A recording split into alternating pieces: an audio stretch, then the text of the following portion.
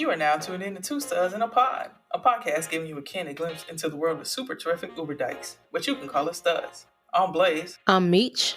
Embracing the rainbow within is what we're getting into this week. So let's get into it. Homie, drop the beat.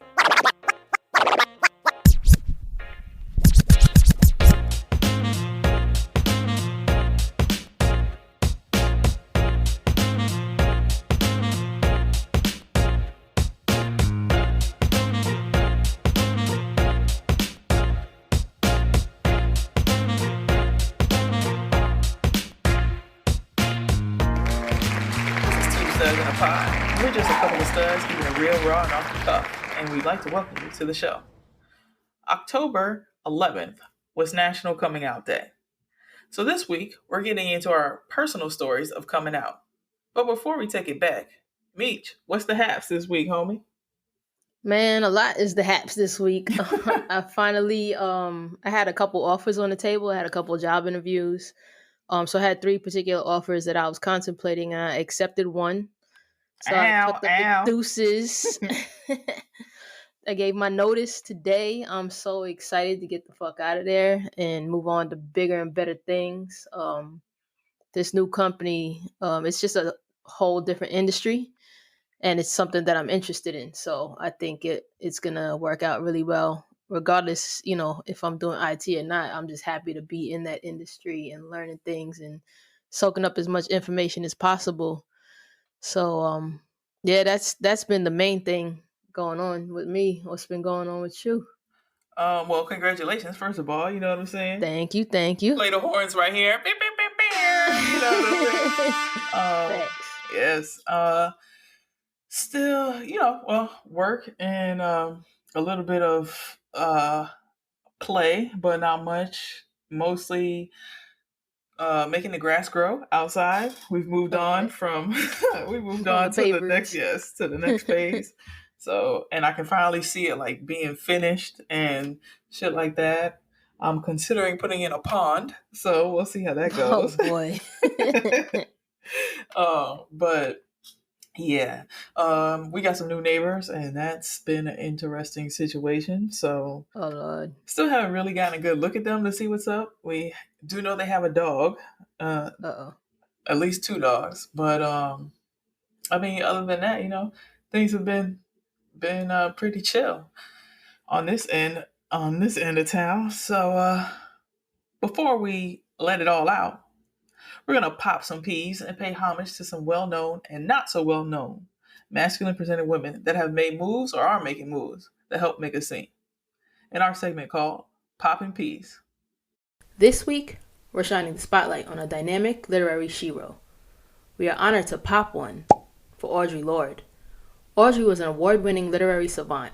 Her writings often focused on civil rights injustices against homosexuality, racism, sexism, and classism. Audre, who changed the spelling of her birth-given name as a child, is quoted as saying, by dropping the Y at the end of her name, it enhanced the symmetry of her first and last name side by side.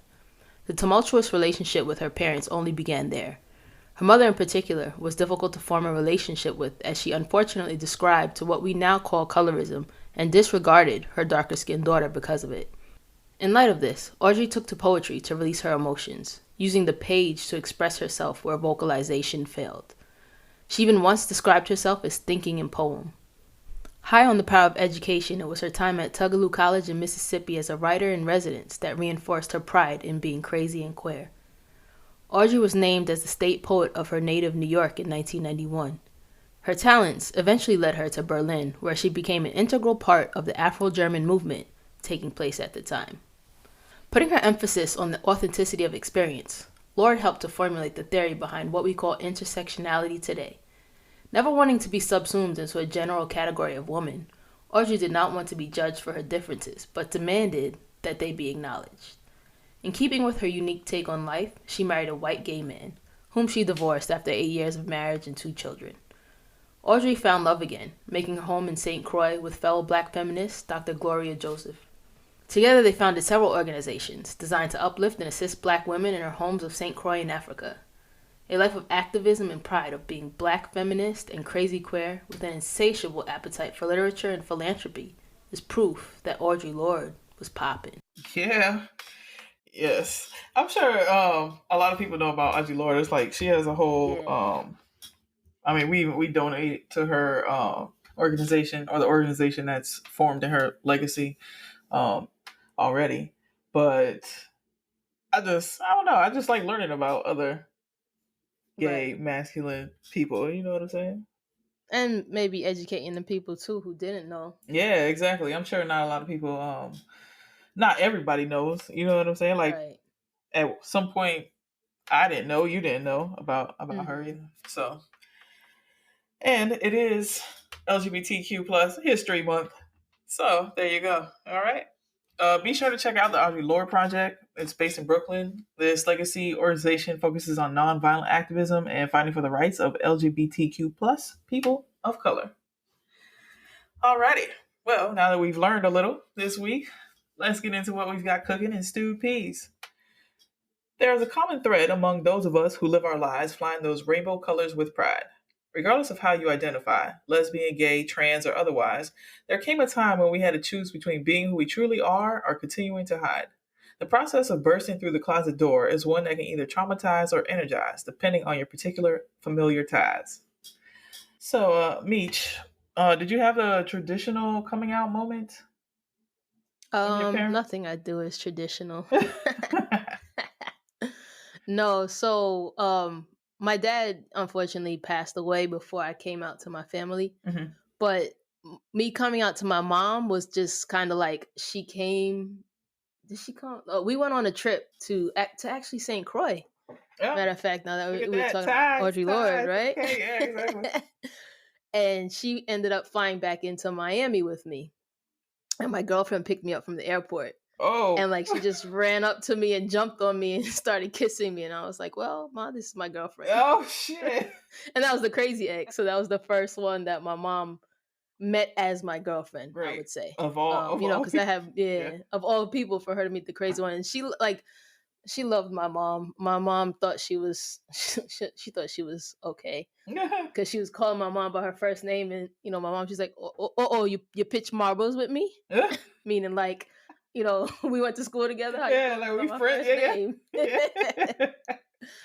So that was weird, but before that, my mom had actually we had a conversation, and my nephew was inquiring about like my sexuality, and she told me the story. So this could kind of, I guess, be considered my coming out story.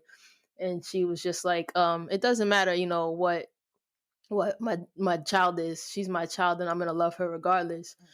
So I was like, all right, cool, mom.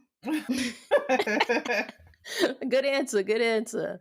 And that was it. Like, as far as my family, like, I don't know, I just feel like everybody always knew, because I had bought a girlfriend around before. I just never introduced her as my girlfriend. Mhm. When I was like 19, maybe, and I lived with her, and my family came to our house that we had together and visited us, and Your spent time roommate. there. Yeah, my Roommate. my roommate, exactly. So yeah, and then like my girlfriend now, everybody knows that's my girlfriend, and Right. it's very clear to them that that's my girlfriend, and she's been over. She comes over to my mom talks to her and all that good stuff. So it's not not the traditional sit mommy down and sit my family down and tell them, but once I heard my mom say like she was okay and she was gonna love me regardless, I was just like, I can just continue to live my life the way I've been living. Mm. I think maybe that has to do with because you waited till you were a little older. Like for me, Right. I was so young. Um, and even though like my dad wasn't cool with gay people. Like he wasn't cool. You know what I'm saying? Like he grew up Jehovah's Witness, and Yeah. he just wasn't. That wasn't part of his vibe. And because I even remember my sister having a conversation, like we were hanging out with my pops in the living room, and she asked because I kind of had already had the vibe, and like my sister was the first one to like know, you know what I'm saying? Mm-hmm. And without even me really ever even having to say anything, but she was like just asking my dad random questions, and one of them was, about him having a gay child and being the macho dude that he was. He was like, I don't make those kind of kids. You know what I'm saying? And here I am sitting there like, right. Yeah, well, you do. but at that time, that was before I was like, I'm gay. I like pussy, and that's what it is. You know what I'm saying? That's how I Right. live my life. That was me still trying to figure everything out. So that was a little like, you know, and even then, my mom, like, she had us around gay people. You know what I'm saying? Right. Like, she's the one who told me what gay was, right? Like, back to the last episode. And she had gay friends and all of this, and like our childhood was so diverse with people, but I still was like scared to come out to my mom because I think it Yeah. was just like different when it's your child. Mhm. You know what I'm saying? And that was something that I was thinking about at 15, 16. I don't know, Right. freshman in high school. Yeah. So yeah, but I didn't sit my mom down like when I came out. That's not what I did. Like I hyped myself up and I wrote this long ass letter Mhm. and like just told her like how I felt about things and like what was going on in my head. And in the end I just remember being like, I'm gay. Like that's like the Mhm. last thing. And that I was going to this special high school. So at the time I had to go for summer go to class in the summer. Like that was part of the requisite for going to the school. And it was really to get you used to the travel and shit like that. Because that shit was, I lived on one end of the county and that shit was way on the other. So I had to catch like Damn. buses and metro rails and shit at 5 o'clock in the morning where my bus stop was right by the crack house. And it was like, yeah, I still remember the crackhead waving at us that first morning. My mom was like, "We are Have a moving. good You're day. stop." No, my mom was like, we're not staying here. Like this Damn. is not where we're gonna keep waiting for this bus." So, yes, but yeah. So eventually, after that, actually, it's because of that. She ended up usually driving me to the metro rail station. Like that would be like the Okay. train. You know what I'm saying? Like Mhm. Miami's version of the train. Miami's version of the Yeah. train.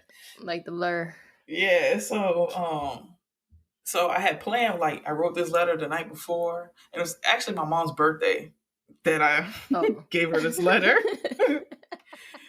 And so, it was summer, so my mom was taking me to the train. I left the letter like on the door because I knew my mom was gonna have to walk back in the house and see the letter on the door. Right. So that whole day at school, yo, cause Yeah. yeah, I was like bugged out because I knew I was gay. Like I convinced my mom to take my sister and I to the Lilith Fair just because I heard that was like the gay, like the Oh. place where all the lesbians were and shit. You know what I'm Yeah. saying? I was Damn. like, how do I get to where all the lesbians are to find out if I'm lesbian? Right. I bought my first rainbow bracelet at that. I was like, Mom, I want to buy this bracelet. I really like it, and it was a rainbow Mhm. bracelet. I wore that bracelet till that shit popped, and then Damn. I fixed it and wore it again until it popped. Like I was trying to let the world know I was gay on the low. I wanted girls to hit on Right. me. You know what I'm saying? Like Right. you Right. put the signal out there and shit. But yeah, so uh, when my mom came to pick me up from the bus stop after school, she took my sister and I to eat. And when my sister got up to like go to the bathroom, she told me, she was like, she looked at me, she was like, I got your letter and I just want to let you know that I love you. And Yeah. she was like, I already knew. And I'm Yeah. like, Damn, you made me go through all this shit. yeah, You for could have real. told I'm me. like, for real, why didn't you tell me? You know what I'm saying? Right. Like, I'm like, basically, now when I look back, I'm like, well, look at me. You know what I'm saying? Like, Yeah. it All the was, signs were right, there, all it's around. obvious. But, Yeah. like, that's how it was. And it was still nerve wracking, but like I Mhm.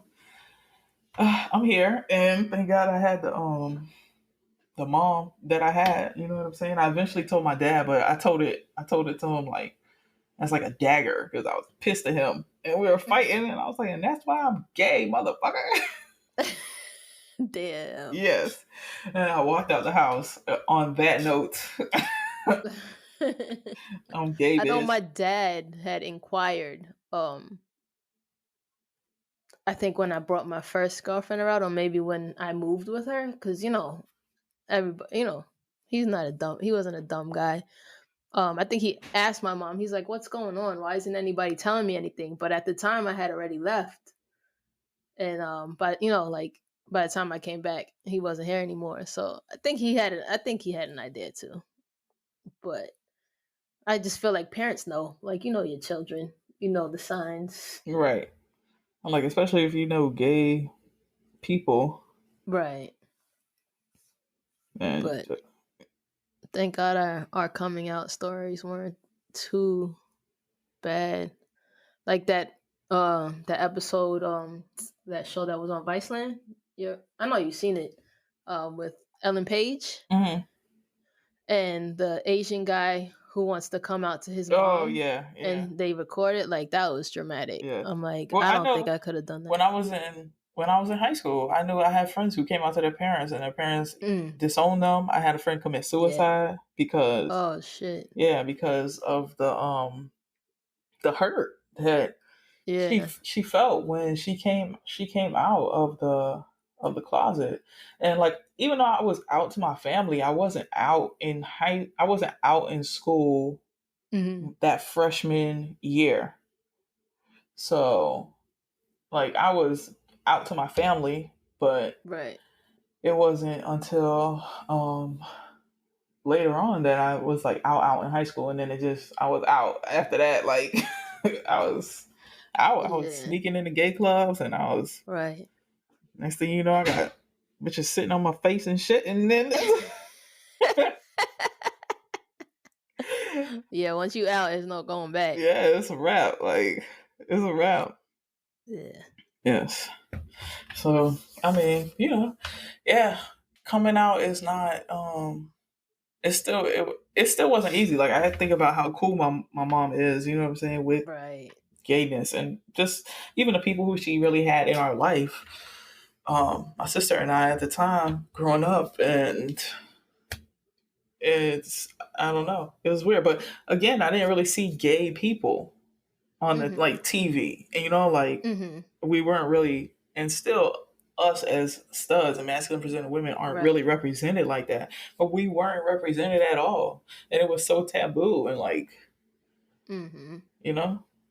Yeah, But I think that's part of why when I came to Miami, there was just like a whole community of people that I was around that just made it easier for me to just come out. yeah, because gay people, we tend to form our own families because we get disowned by our families. Right. You know what I'm saying? Like, maybe there's that one house. Like, my house would have been that one that, Yeah.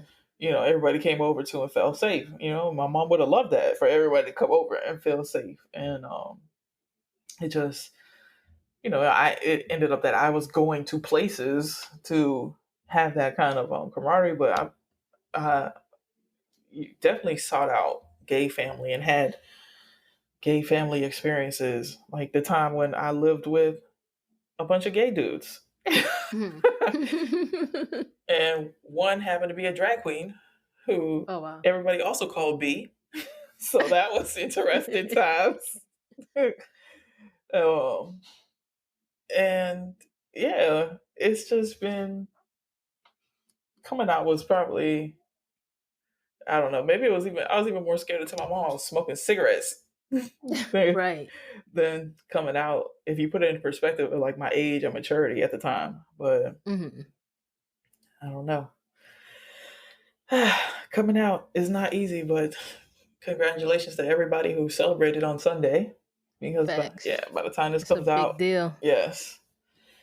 And it's something you'll always remember, I think. Like, I will always remember sticking that letter on that door, and the feeling of all day being in classes, wondering what kind of reaction I was going to get once I um, made it home. You know what I'm saying? Right. Right. Yeah, I remember that oh shit moment. Yeah. Yeah, for you, now that was different. That was Yeah. like I did That it to was myself. You, right. I didn't really have a choice. yes. I don't know if we ever had that conversation cuz I had met her mom, Hmm. and I didn't know that she was going to run up to me and jump on me and kiss me. Like, I had only been gone a week. So I was just about to, hi mom. I was planning on doing it at lunch, maybe taking my mom out to lunch or something, but um, crazy is as crazy does. So I was, but thank God my mom's reaction was cool. Yeah. She's And she probably, I mean, Did you have the short hair? Did you have the short hair at that point? No, it wasn't. It wasn't cut yet. Oh, It was still kind of long. yeah. Then, like right after that, I cut it off. It was after that. I thought you had the shortcut before even Crazy Chick. Nah, I did it during her. Oh, well, there you go. Your crazy moment. Yeah. Like, you know what? Fuck it. I'm cutting my hair off. No, I can't even tell you how many times I do that. And then when I hear they're like, that's what girls do when they like in break up relationship, I'm like, well, I mean, I am a girl, so. But that used to be my go-to move right there, boy. After I break up with somebody, because most of the time I meet women and I'll have like the short hair, like when I was waving and shit like that. You know what I'm saying? Mm-hmm. Or just keeping a low Caesar type deal. And that's like the bat signal sometimes. Yeah, like I'm single, right? Right. And then they all want my hair to grow in. Girls love the curls. What can I say? And then and then you know I just have the curls again. So now I'm like I might dread my shit. I don't know. I don't know if this would even if it would even stick. This mess I got on top of my head right now. All right. Getting mad off topic. Well, now that we've already gotten off topic, let's go ahead and get wild. Let's get into Wild Peas, or the part of the show where we share and answer some of the most wild questions we've seen on the internet. This week's question is: which one of hold on, I can't even read it without laughing. Which one you rather do? Suck your girl's toes or lick her asshole? I'm going with the Eat a Booty gang. Okay. It's just something about toes. It's just something about toes. I'm like, caveat, we have to have come like right out the shower. You know what I'm saying? Like this ain't no all day gym sweat. Roasting. Marinating. Carpenter's crack booty hole. Okay, we're talking about the sweat dripping down. Right, like no. Outside in the fucking moving piles of dirt and shit type of shit. Nah, man. No. We talking about fresh out the shower. Right. Then it's Eat a Booty gang all day. You know what I'm saying? Trick daddy. I mean, yeah, Miami is as Miami does. You know what I'm saying? Okay. Yeah, that must be the Miami in me. Go. I just can't get down with toes. I don't like toes. Like I don't like your toes. My toes. I think toes. I like toes to be cute. Like your toes can't be looking crazy. You can't be on some Shaq shit.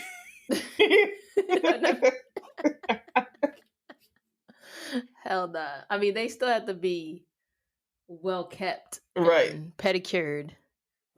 Not cutting me up in the bed. For real. They gotta be like, they gotta just be like better than mine. Because I mean I can't have somebody with toes that look worse than mine because sometimes I get a little lazy and I'm like, oh shit, you know, it's my toes. But I'm always wearing socks and sneakers. I'm not wearing heels. Right. And shit. So sandals and yeah. Exactly. And I don't look like I should have pretty feet either. Yeah. So we definitely going with the Eat a Booty gang, okay? And on that note, we're going to end the show here. Don't forget to follow Two Studs in a Pod on Instagram and Twitter, and catch a glimpse of us behind the scenes by following Meech on IG at the Homie Meech and on Twitter at Homie Meech, and myself at its.me.blaze on IG and it's me blaze2 on Twitter. If email is more your thing, you can shoot us an email at twostudsinapod@gmail.com. That's TWO studsinapod@gmail.com. Two Studs in a Pod is available on Apple Podcasts, Google Podcasts, Anchor, Spotify, Stitcher, Breaker, Overcast, Pocket Cast, Radio Public, and also TuneIn. Gratitude is always the attitude. So we want to say thank you for lending us your ear. Thanks for tuning in. Thanks for tuning in. Arrivederci.